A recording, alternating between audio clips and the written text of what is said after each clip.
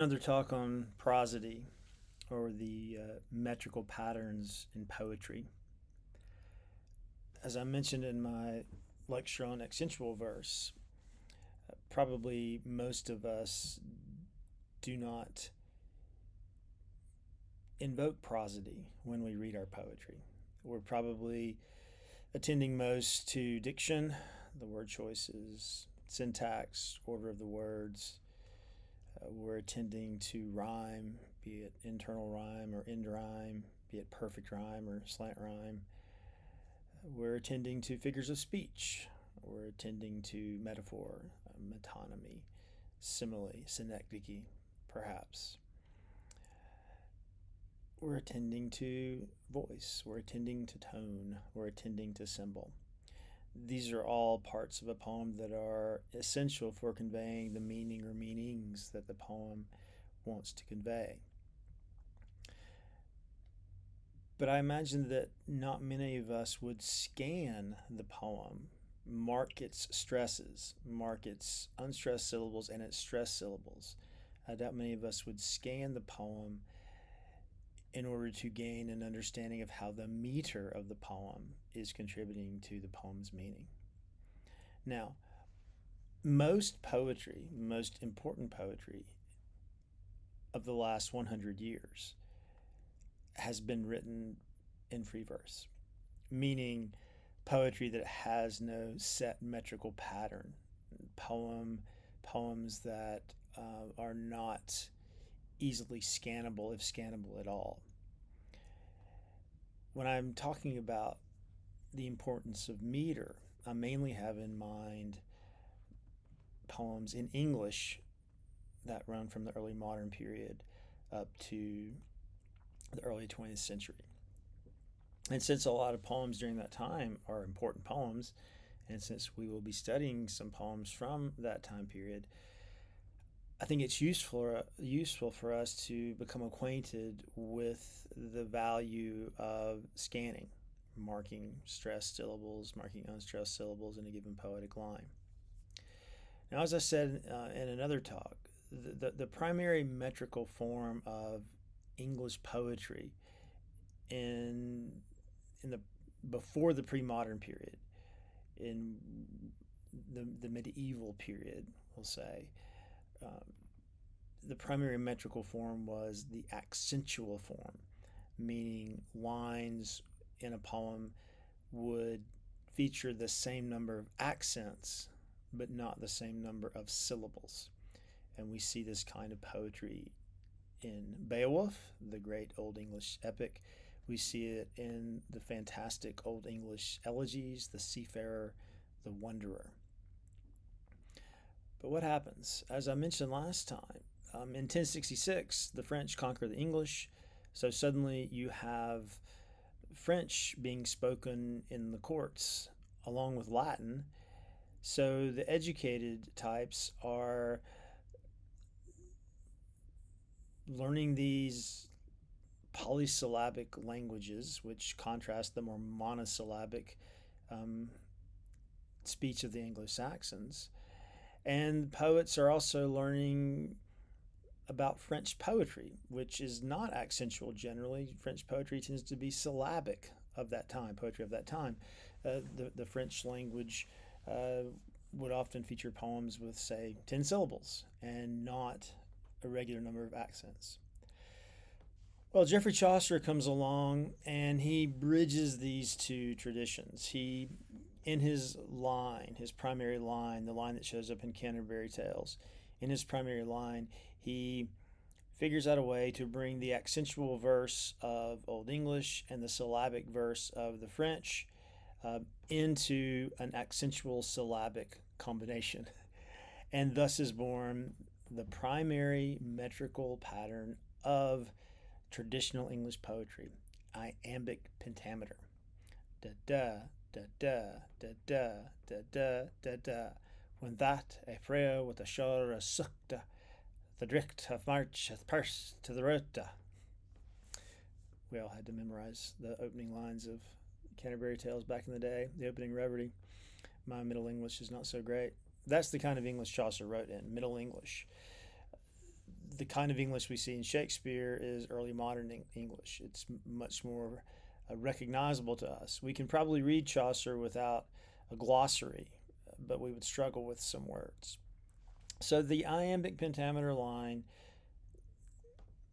runs throughout Chaucer's poetry, and by the time we get to the great early modern poetry of Shakespeare, of John Donne, of Ben Jonson, the iambic line is the primary poetic line. Now, in asking you to learn to scan, I'm not asking you to presuppose that poems should be written in iambic pentameter. I'm simply saying that certain poems we are reading are written in iambic pentameter. And in order to understand these poems well, we should understand how iambic pentameter works. Now, it's pretty easy to scan a line that is easily iambic pentameter. When in disgrace with fortune in men's eyes, I all alone beweep my outcast state, and trouble deaf heaven with my bootless cries, and look upon myself and curse my fate. First quatrain of one of Shakespeare's most famous sonnets. You can hear the da da da da da da without really pressing too hard. I was overemphasizing the stressed syllables a little bit for purposes of illustration, but that poem, the first quatrain, scans pretty easily with iambic pentameter. There are other poems written with iambic feet, but with a shorter line, like, say, iambic tetrameter, which are sometimes even easier to hear the iambic foot within. That was a really terrible sentence syntactically, but I think you know what I mean. Robert Frost, stopping by woods on snow evening. Whose woods these are, I think I know. His house is in the village, though. He will not see me stopping here to watch his woods fill up with snow. So, da-da, da-da, da-da, da-da, da. Now, if poems using the iambic pentameter line, which 10 syllables and 5 feet, a foot being 1 metrical unit. The iambic unit is da-da. There are other metrical units that we'll learn about. There's the trochaic foot, da-da. There's the anapestic foot, da-da-da. There's the dactylic foot, da-da-da. We'll learn about all this stuff. There's a spondaic foot, da-da. There's a pyrrhic foot, 2 unaccented, which doesn't really make sense unless we read a pyrrhic foot in the context of a line. If you're reading a poem in iambic pentameter, and if the poem features every single line as being in iambic pentameter, it would be a pretty boring poem. It would become monotonous, predictable, uninteresting. The joy of using traditional meter is in setting up an expectation in the reader. Iambic pentameter. That suggests tradition. It suggests a rhythm pleasing to the ear. It suggests the kind of poetry Shakespeare wrote. The iambic pentameter line sets up an expectation and then can undercut it or alter it or challenge it or satirize it.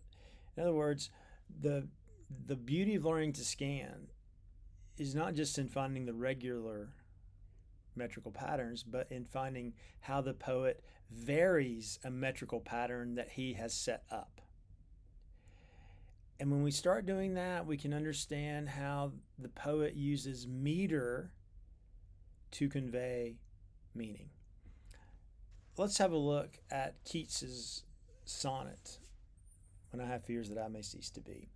The British sonnet, the English sonnet, the Shakespearean sonnet is written in iambic pentameter. The Italian sonnet is also in iambic pentameter. So I want to look at the poem When I Have Fears That I May Cease to Be and talk about how Keats is using meter in this poem. He starts us out in a nice iambic pentameter rhythm, but then he starts playing around with the rhythm a little bit, and we'll see again how that affects the meaning of the poem. Glorious poem. When I have fears that I may cease to be, before my pen has gleaned my teeming brain, before high piled books in charactery hold like rich garners the fully ripened grain. When I behold on the night's starred face huge cloudy symbols of a high romance, and think that I may never live to trace their shadows with the magic hand of chance. And when I feel, fair creature of an hour, that I shall never look upon thee more, never have relish in the fairy power of unreflecting love, then, on the shore of the wide world, I stand alone and think, till love and fame to nothingness do sink. Now, to paraphrase that poem, what's it about? It's initially about a poet who is very concerned about dying before he achieves the kind of literary fame he wants to achieve, and or achieving the romantic love he wants to achieve. So the first 12 lines of the poem seem to be making that point. I'm afraid I will die before I achieve fame. I'm afraid I will die until I can enjoy romantic love with you, fair creature of an hour.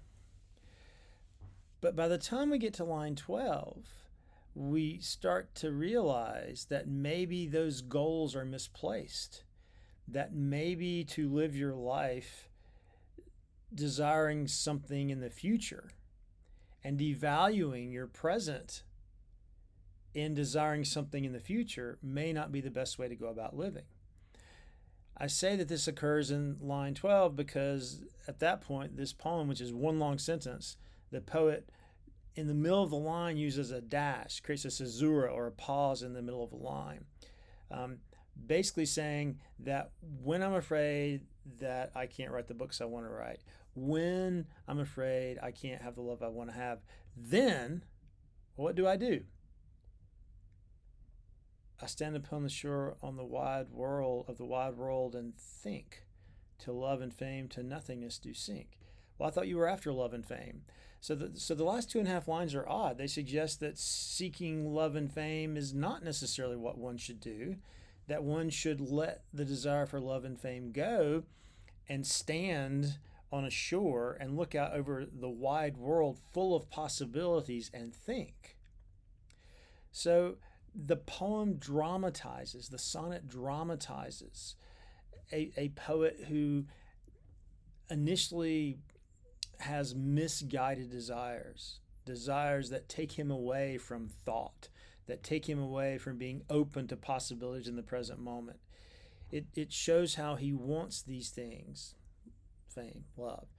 And then as he's thinking about how he wants these things, he suddenly has a realization like, oh no, maybe I don't want these things. Maybe I don't want love and fame. Maybe I want to let them go. And instead of looking to some future and devaluing my present, instead of that, look to the present, the wide world right now, and think about it. Now, how does meter reinforce this? So look at the first quatrain. Mostly iambic pentameter, I'm going to emphasize the stresses. When I have fears that I may cease to be, before my pen has gleaned my teeming brain, before high piled books in charactery. Pretty clear iambic pentameter, those first 3 lines. But then look, before high piled books in charactery, hold, like rich garners the full ripened grain. Oh, we've got a violation there. Hold as the opening word of that line, that opens up a trochaic foot. So there's an abrupt swerving away from da-dum to da-dum, which alerts us as readers that something's up. The order's been violated, that something turbulent is perhaps entering the verse. And the whole line, though, doesn't quite scan in iambic pentameter. You've got hold like, and then would you say rich garners or rich garners? No, it's like rich garners. That's a spondaic foot, I think. Rich garn. I think you'll hit both those. So you have a trochaic foot followed by what seems to be a spondy, a two-stress foot. The. What? You certainly wouldn't stress garners. The you wouldn't stress that. And would you stress a definite article? The? Not really. So it looks like we have a pyrrhic foot with ers and the. And then full ripened grain sounds a little iambic, but not clearly. So I think the poet's asking us to question, well, should you want to glean your brain with your pen? Your pen's a scythe and it cuts words from your brain. And then you store that in a garner, you hold it there. What's the use of holding the grain? If you hold the grain's not going to make bread. If you hold the grain's not going to nourish the land. So maybe to want to harvest your brain and store your thoughts, your words, your poems in a granary is not the best idea. Maybe it's not the best thing you can desire to do. Then we return in the next quatrain. When I behold upon the night's starred face. All right. Iambic pentameter, we've returned. But then no, huge, cloudy symbols of a high romance. Another trochaic foot. You wouldn't say huge cloudy. You would say huge cloudy. Huge cloudy. Oh no, that's not even a trochaic foot. That's an opening spondaic foot. Huge cloud. The symbols of a high romance. Interesting. We're imagining patterns in the sky, which suggest stars and harmony, regularity. But yet the line expressing those ideas is irregular, given the expectations the poet has set up. And he's talking about clouds, which are wispy, fluffy. But he opens a line about clouds with a spondaic foot, which suggests heaviness. Dun, dun, dun, dun. Huge cloud. So there again, we start wondering, well, is that really a great idea to try to look up in the sky and think about clouds and write a romance? Well, if you do that, then you're believing maybe, as the poet says, in magic and in chance. There's something so dreamy. I'm just going to look at the clouds. I'm going to write a romance. And, I'd like to trace their shadows. Well, if you're writing a poem about shadows, you're not going to have much clarity. And if you're relying on chance to write your great poem about the symbols in the clouds, well, then there's not much security in that either. So there again, the metrical turbulence suggests a kind of uneasiness in the quatrain, showing that the poet is at odds with himself, that he's expressing something overtly, I want this, but the imagery and the meter suggest that what he wants is perhaps something he should not want. So the poem has its own sort of unconscious, if you will. And the meter, like the imagery, is a way of that unconscious being conveyed. Next quatrain. And when I feel, fair creature of an hour, that I shall never look upon thee more. Iambic pentameter. Never have relish in the fairy power of unreflecting love. Never have relish in the fairy power. Interesting. So we open up that line with a trochaic foot. Never, you wouldn't say never, never. So there's a violation there, but this is what's interesting. Never have relish in the fairy power. Power. The line ends with a word that is stressed, unstressed. The line ends with another trochaic foot. It begins with a trochaic foot. It ends with a trochaic foot. Power, not power, power. Duh, duh. When a poet sets up a metrical pattern and ends a line in an unstressed syllable, that is what's known as a feminine ending. A masculine ending ends in a stressed syllable. So iambic pentameter is a line that ends, if it is indeed iambic pentameter, in a stressed syllable. Now, sexism isn't embedded in this. I mean, it sounds like, does that mean that a feminine ending is weak because women are weak? No, this is a grammatical matter. And it goes back to the French, where most words that have a feminine gender, in French, words can be masculine or feminine. These words tend not to be accented on the end. So that's how the word feminine ending comes into play. But it's interesting that the very word power trails off.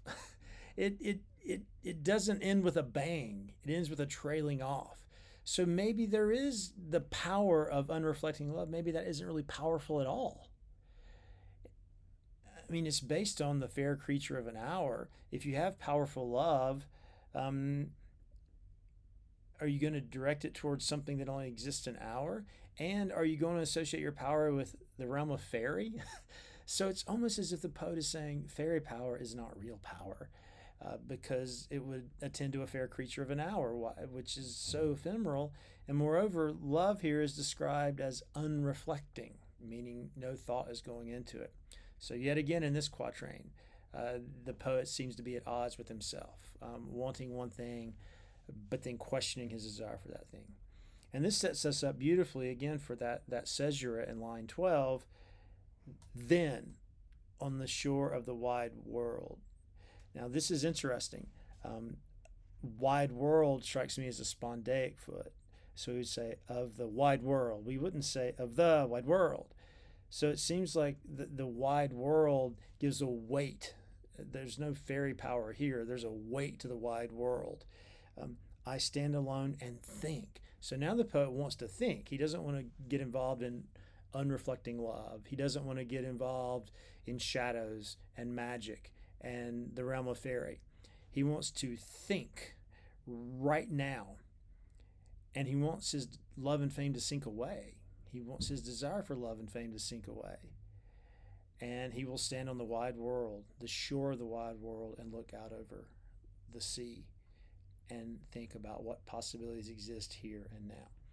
So you see in those moments, those very subtle moments, how meter reinforces other patterns of meaning in the verse. And what I've just hopefully illustrated for you is how scanning can open up a level of meaning in a poem that probably in today's world where we don't scan much, we would tend to overlook.